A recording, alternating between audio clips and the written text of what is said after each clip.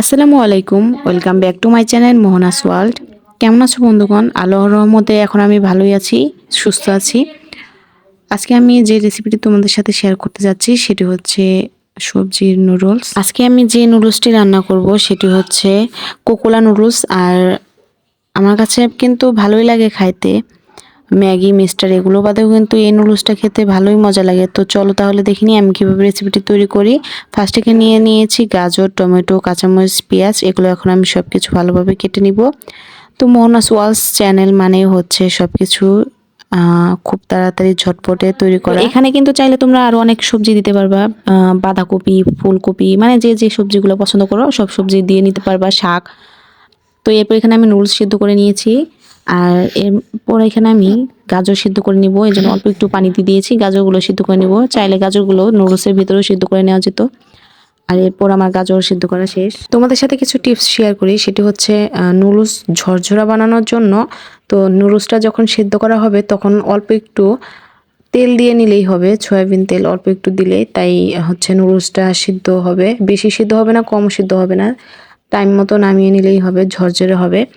আর এভাবে কিন্তু আমিও নুডলস রান্না করি। এরপর কড়াইটা ভালোভাবে গরম করে নিয়েছি, গরম করে নিয়ে দিয়ে দিচ্ছি তেল পরিমাণ মতো। আর এখানে হচ্ছে নুডলস আমি সিদ্ধ করে পানি ঝরিয়ে নিয়েছি। আর নুডলস সিদ্ধ করার পর হালকা ভালোভাবে ধুয়ে নিলেই হবে। ধুয়ে পানি ঝরিয়ে নিয়ে তারপর হচ্ছে রান্নাটা স্টার্ট করলেই নুডলসটা ঝরঝরে হয়। আর এরপর এখানে কাঁচামরিচ আর পেঁয়াজটা দিয়ে আমি ভালোভাবে ভেজে নিচ্ছি। পেঁয়াজটা আমি হালকা হালকা ব্রাউন কালার করে নিব। আর এরপর দিয়ে দিচ্ছি 2টা ডিম। ডিমগুলো দেওয়ার পরে ভালোভাবে নেড়ে চেড়ে নিব। আর আমার এই রেসিপিটা যদি তোমাদের কাছে ভালো লেগে থাকে অবশ্যই অবশ্যই কিন্তু বাসায় ট্রাই করে দেখবে। আমি যেভাবে রান্না করতেছি এভাবেই রান্না করে দেখবে আসলে কতটা মজা হয়। আর এরপর ডিমগুলো দিয়ে ভালোভাবে ভাজা হয়ে গিয়েছে, দিয়ে দিচ্ছি গাজর। গাজর দিয়ে ভালোভাবে নেড়ে চেড়ে নিব। আমার এই ভিডিওতে কিন্তু অনেকগুলো টিপস বলা হয়ে থাকে, তো তোমরা যদি সম্পূর্ণ না দেখো তাহলে কিন্তু এই টিপসগুলো মিস করে যাবে। তো প্রথম টিপস তো দেওয়া হয়ে গিয়েছে, দ্বিতীয় টিপসটা তোমাদের সাথে শেয়ার করি। সেটা হচ্ছে নুডলসের মধ্যে যদি একটু ম্যাজিক মশলা অ্যাড করা যায় তাহলে কিন্তু নুডলসটা খেতে আরও বেশি মজা লাগে। আর এরপর দিয়ে দিচ্ছি নুডলস। দেওয়া হয়ে গেলে এরপর আস্তে আস্তে নেড়ে চেড়ে নেব যাতে ভেঙে না যায়। নুডলস লম্বা লম্বা খেতে অনেকে বেশি পছন্দ করে, তো সেভাবে ভেজে নেব। এরপর নুডলসের মধ্যে দিয়ে দিচ্ছি হচ্ছে একটু ম্যাজিক মশলা, আর হচ্ছে নুডলসের যে প্যাকেটগুলো ছিল মশলা প্যাকেট সেগুলোই অল্প একটু দিয়ে দিচ্ছি।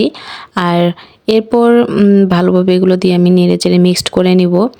নুডলস কিন্তু বিকালের জন্য পারফেক্ট একটি নাস্তা। তো অনেকেই কিন্তু এই নাস্তাটা তৈরি করে, বাচ্চা থেকে বয়স্ক সবাই কিন্তু এই নাস্তাটি অনেক বেশি পছন্দ করে। এরপর দিয়ে দিচ্ছি টমেটো কেচাপ। এগুলো দিয়ে এখন আমি নেড়ে চেড়ে নিব।